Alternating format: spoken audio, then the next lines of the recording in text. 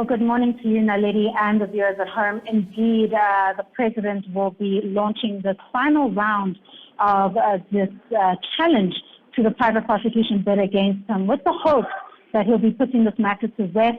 As you've correctly stated, Naledi, he is seeking a final interdict. That will mean that if he is successful, the former president cannot continue with this private prosecution now or in the future. Now, of course, to give you a little bit of background regarding this matter, the former president, Jacob Zuma, is trying to privately prosecute President Ramaphosa in his capacity as president for being an alleged accessory after the fact in the alleged leak of his health records and the corruption trial that is taking place in the Johannesburg High Court. You may remember that he wrote that letter through his lawyers to the president in his capacity, asking him to intervene in the alleged conduct of the senior prosecutor and the journalist. He believed that the conduct compromised the integrity of the National Prosecuting Authority and, by extension, the criminal justice system as a whole. Now, we know that the president has powers to establish a commission of inquiry of such a nature, but the president opted to refer the matter to the Minister of Justice in the same month, by the way, and lady, that was August 2022. He referred it to the Minister of Justice to refer the matter to the Legal Practice Council. Of course, this is not satisfactory for the former president, and that is where the issue of the private prosecution comes into play. The president then obtained the first nulli prosecute certificate, which applied to the senior prosecutor in the instance of the matter. He then got a second one, which almost broadened the scope, Naledi, and allowed him to then rope in the president as an alleged accomplice or accessory after the fact.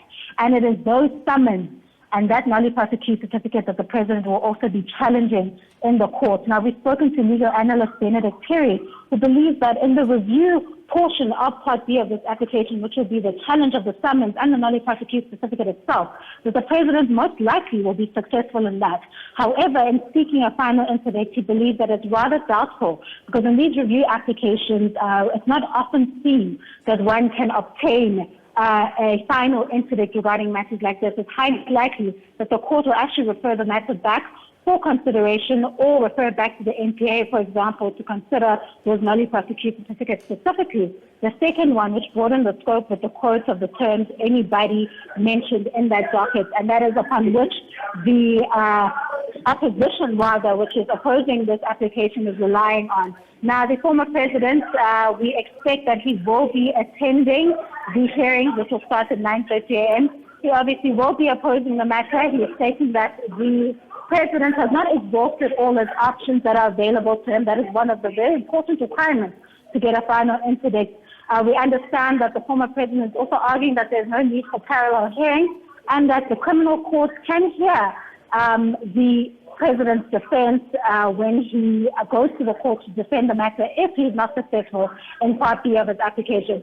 We also know that the interim interdict that was granted pending Part B shields him from appearing before the criminal court pending the finality of this matter that we're hearing at 9:30 this morning. So we've seen quite a lot of familiar faces.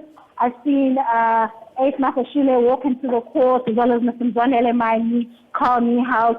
The usual supporters of the former president are here in their numbers to share this very important case that will be taking place over the next 2 days. Over to you, Melody. Yeah, thank you so much for that, Kenny. And just lastly, before I let you go, will we be able to follow proceedings and bring them to our viewers live? So essentially, is the media allowed inside the courtroom? Let's get that clarification. Absolutely, the media is allowed inside court. SABC has 3 cameras set up.